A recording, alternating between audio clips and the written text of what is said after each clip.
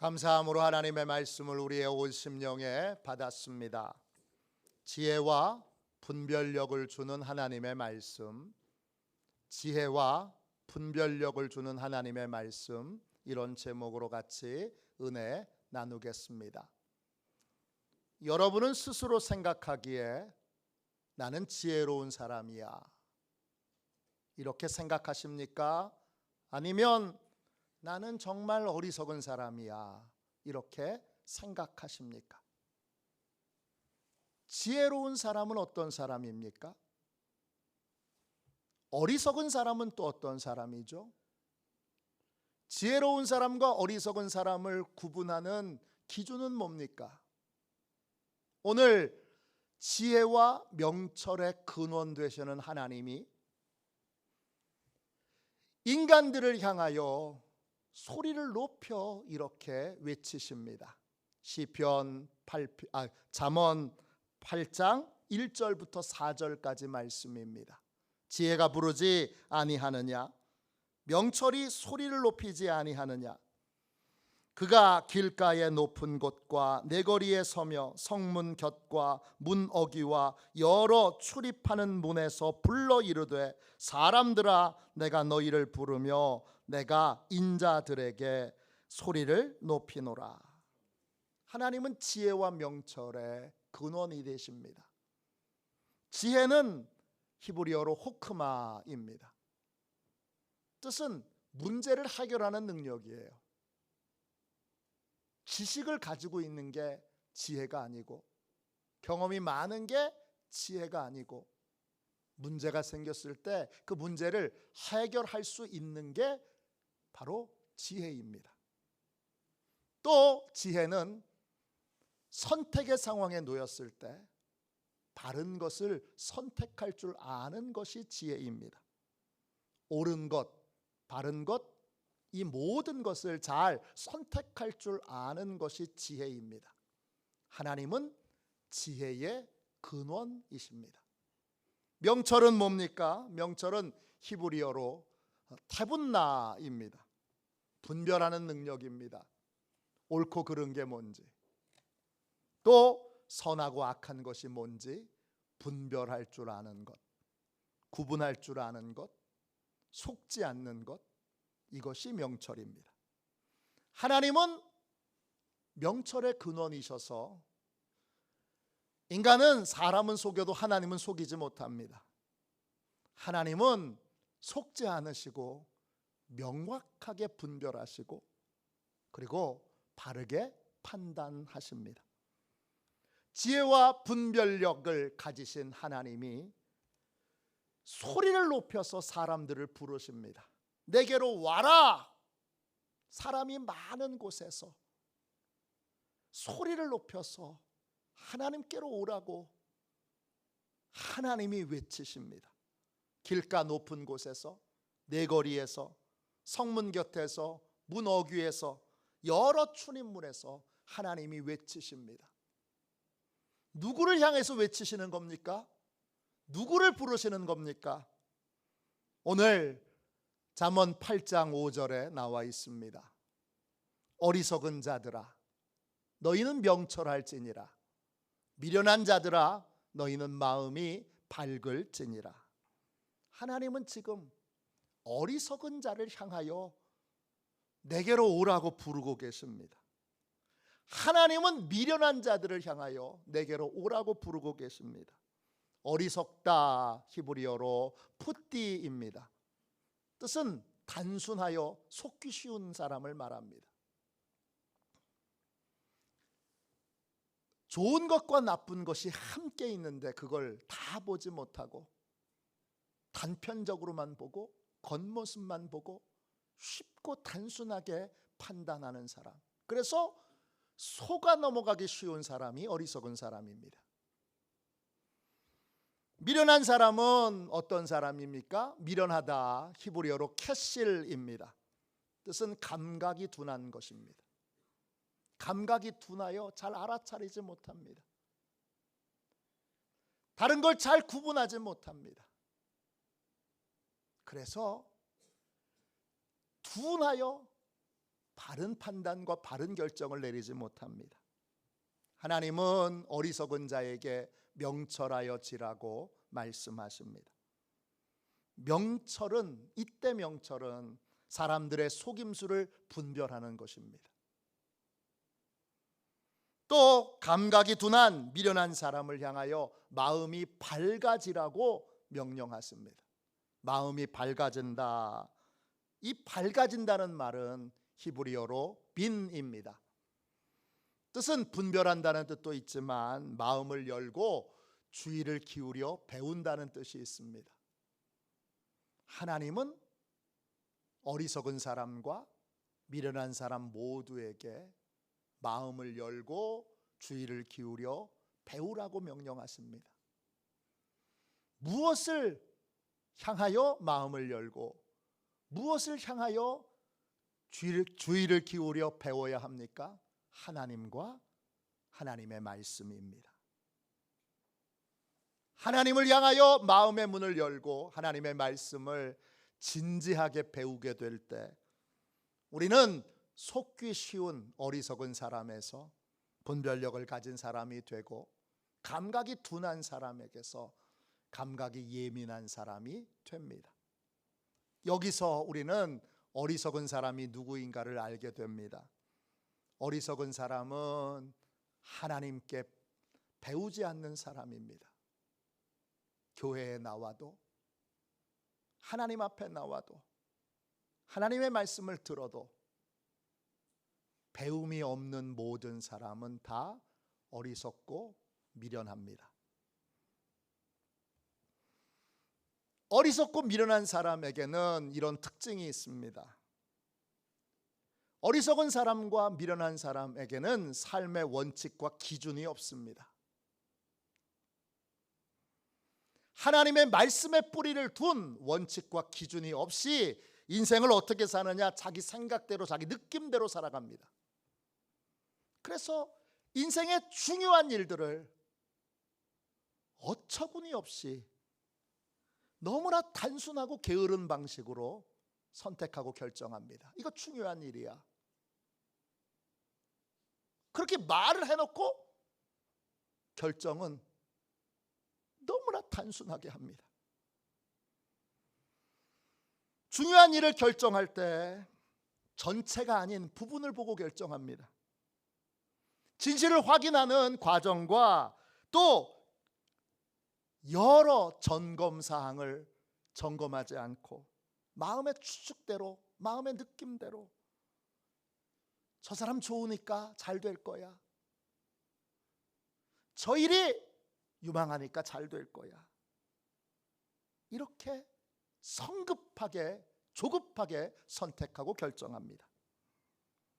중요한 것을 결정하는 데 있어서 과정과 절차가 없는 그저 조급한 인생을 삽니다. 자기 느낌과 생각대로 좋게 보려는 것은 끝까지 좋게만 보려고 합니다. 나쁘게 보는 것은 끝까지 나쁘게만 보려고 합니다.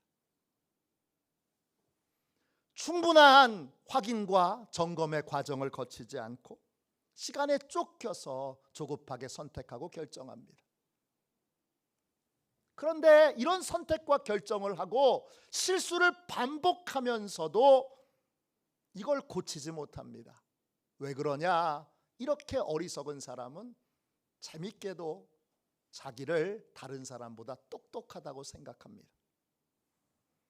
그래서 반성하거나 고치지 않습니다. 내가 제일 똑똑한데, 내가 제일 잘났는데 누구한테 배우고 누구한테 가르침을 받겠습니까? 그러니까 반복해서 똑같은 실수를, 어리석은 실수를, 어처구니 없는 결정과 선택을 해놓고서도 반성하지 못하니까 똑같은 실수와 잘못을 반복하게 됩니다. 스티브 스콧이라고 하는 분이 있습니다. 광고회사 회장님이십니다. 2년 동안 매일 잠언 말씀을 하루에 한 장씩 읽고 깨달은 것을 정리해서 책을 냈습니다. 책 제목이 삐끗한 인생 되돌리기입니다. 이 책에 투자에 실패했던 고백이 나옵니다. 1993년도에 친구의 소개로 억만장자를 만나게 됩니다. 이분은 혁신적인 특허 기술을 보유하고 있는 회사에 투자를 하려고 합니다. 스콧은 그분의 이야기를 듣고 장래가 밝아 보여서 250만 달러, 우리 돈으로 34억을 투자합니다.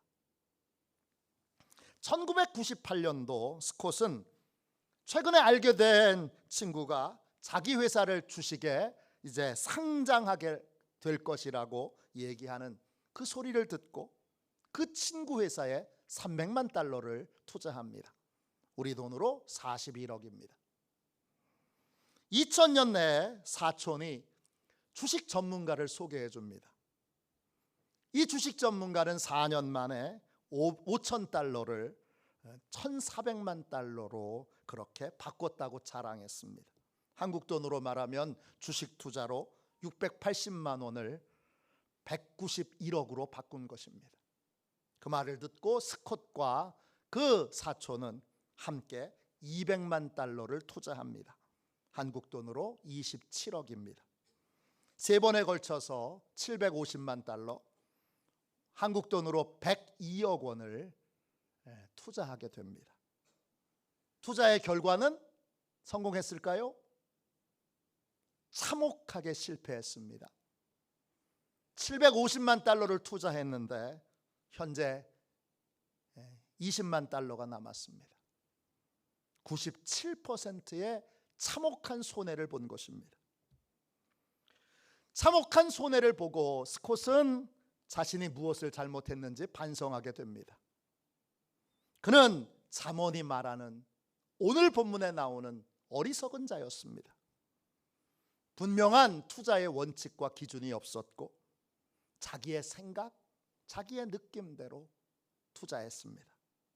투자하기 전에 모든 것을 확인하고 점검하는 과정을 생략했고 겉모습만 보고 성급하게 욕심을 따라 투자를 결정하게 됐습니다. 다행스러운 건 이 스콧은 잠언을 매일 하루에 한 장씩 읽으면서 자기의 삶을 되돌아보며 반성할 줄 아는 사람입니다.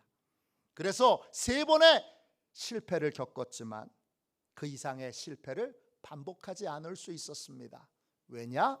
하나님의 말씀으로 다시 지혜와 명철을 배우게 됐기 때문입니다. 하나님 앞에 나와서 하나님의 말씀을 진지하게 듣고 배우지 않는 모든 사람은 어리석고 미련한 삶을 반복하게 됩니다. 분명한 원칙과 기준이 없이 늘 자기 생각대로, 자기 느낌대로 추측하고 가정하여 모든 것을 선택하고 결정합니다. 결정하기 전에 차분히 점검하고 확인하는 성실한 과정은 없고 겉모습만 보고 성급하게 모든 걸 결정합니다. 입술로는 그렇게 말합니다. 이거 중요한 일이야. 이거 정말 중요해. 그리고 말해놓고는 성실한 점검과 확인의 과정 없이 성급하게 느낌으로 추측으로 그렇게 선택하고 결정합니다. 재밌는 건 늘 후회하지만 고쳐지지 않습니다. 왜냐? 하나님의 말씀을 삶의 기준으로 삼지 않고 여전히 자기 생각, 자기 느낌에 따라서 모든 걸 생각하고 판단하기 때문입니다. 미국에서 있었던 일입니다. 한 여성이 어린 딸을 데리고 친구 집으로 차를 몰고 가고 있었는데 이혼한 전 남편이 분노에 사로잡혀 뒤쫓아와서 그 남편이 총을 쏴서 그 여성과 딸을 그 자리에서 죽게 했습니다. 이혼한 전 남편도 자기 머리에 방아쇠를 당겨서 그 자리에서 자살했습니다. 이 여자는 전 남편을 뜨겁게 사랑했고 연애하여 결혼했습니다. 결혼을 결심했을 때 나는 최고의 남편을 선택했다고 믿었습니다. 그러나 연애하는 과정에서 이 여인은 이 남자가 분노를 조절할 줄 모르는 남자라는 걸 여러 번 발견했습니다. 그러나 한 번도 진지하게 그것을 점검하고 확인하지 않았습니다. 이 여인은 이 남자의 분노가 다른 사람을 향할 뿐 자기에게 향하지 않고 그 분노가 자기를 보호해주고 지켜주는 도구가 될 거라고 믿었습니다. 그러나 이 여인이 이 남자와 함께 있을 때는 실제로 그랬지만 이 남자를 떠났을 때 이 남자는 이 여인에 대하여 강한 분노를 품게 되었고 분노를 조절하지 못하고 그 여인과 사랑하는 딸을 살해하는 끔찍한 일을 저지르게 됩니다. 이 어리석은 선택과 결정의 이유는 무엇입니까? 지혜와 명철의 하나님에게서 배운 분명한 선택의 기준과 또 선택의 이유 없이 느낌으로, 생각으로, 내 판단으로 선택하고 결정했기 때문입니다. 이 어리석은 삶을 우리는 반복합니다. 하나님 앞에 나오기 전까지, 하나님의 말씀을 진지하게 배우기 전까지 우리는 이 어리석음에서 빠져나올 수 없습니다. 그래서 지혜와 명철의 근원이신 하나님께서 소리를 높여 하나님께로 나오라고 하나님의 말씀을 들어 이제 진지하게 지혜와 명철을 배우라고 말씀하십니다. 우리는 진심으로 하나님의 말씀을 배우지 않는 한 이 어리석은 삶을 떠날 수 없다는 걸 인정해야 합니다. 후회하는 삶을 반복하지 않으려면 진심으로 하나님 앞에 나와 하나님의 말씀을 배워야 합니다. 그래서 하나님은 지금 외치며 와서 지혜와 명철을 배우라고 말씀하고 있습니다. 하나님의 말씀은 우리에게 무엇을 알려줍니까?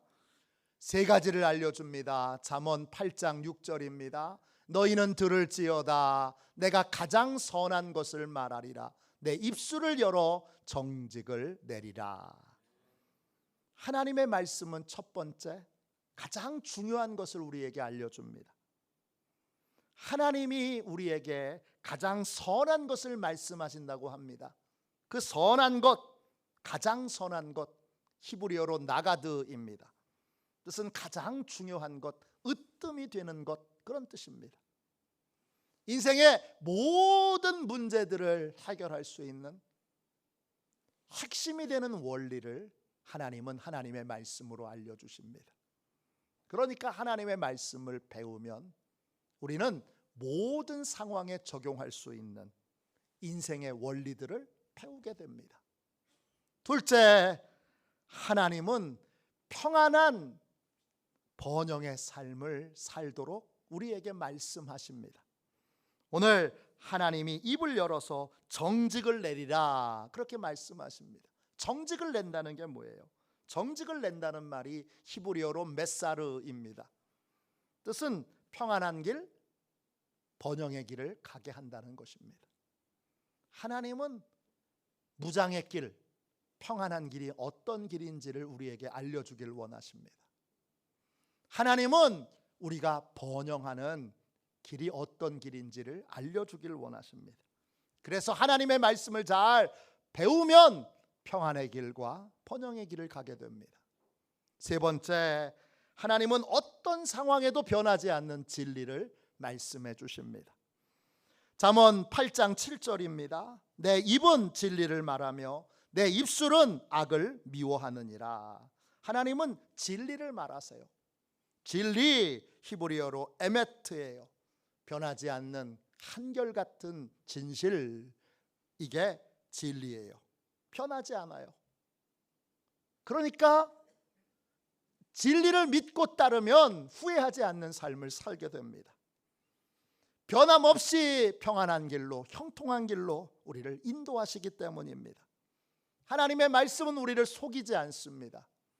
잠언 8장 8절입니다. 내 입의 말은 다 의로운즉 그 가운데에 굽은 것과 패역한 것이 없나니. 하나님의 말씀은 전부 다 의롭습니다. 의롭다 히브리어로 체데크입니다. 번영의 길로 인도한다는 뜻입니다.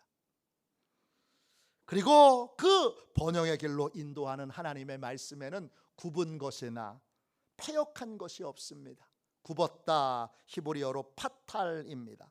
뒤틀렸다, 교활하다 이런 뜻이에요. 앞과 뒤가 다르다는 것입니다.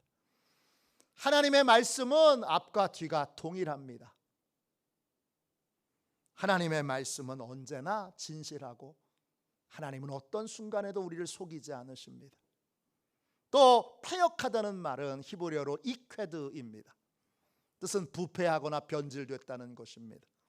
상황에 따라서 하나님의 말씀이 달라지거나 편질되지 않습니다. 하나님은 변함없이 우리를 평안의 길로, 형통의 길로, 또 충만한 축복의 길로, 번영의 길로 인도하십니다. 그러므로 하나님의 말씀을 믿고 따르는 사람은 모든 상황과 여건에 상관없이 평안의 길과 형통의 길을 걸어가게 됩니다. 어리석음과 미련함을 벗고 지혜와 명철을 가진 사람이 되려면 어떻게 해야 됩니까? 오늘 잠언 8장 9절 말씀 보십시오. 이는 다 총명한 자가 밝히 아는 바요 지식 얻은 자가 정직하게 여기는 바라. 총명 있는 자가 다 안다 그랬습니다.